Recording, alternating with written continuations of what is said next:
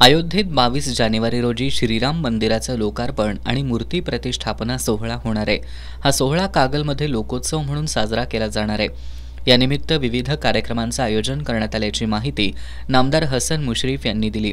या दिवशी श्रीराम मूर्तीचं पूजन करून सकाळी 9:30 कार्यक्रमांना सुरुवात होईल।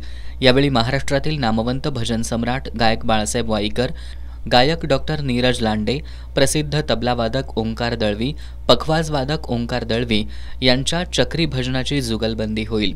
अयोध्या इथं होणाऱ्या लोकार्पण आणि मूर्ती प्रतिष्ठापना सोहळ्याचं दुपारी 12:15 ते 1:15 या वेळेत स्क्रीनवर थेट प्रक्षेपण केले जाणार आहे।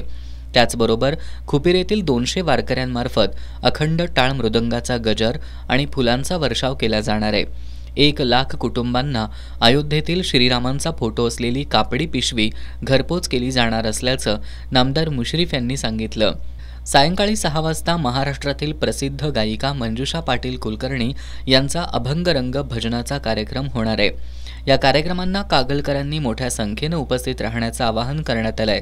पत्रकार बैठकीला प्रकाश गाडेकर, भैया माने, प्रवीण काळबर, चंद्रकांत गवळी, विकास पाटील, नितीन दिंडे, असलम मुजावर, नवल बोते, युवराज पाटील, नवाज मुश्रीफ यांच्यासह वारकरी उपस्थित होते।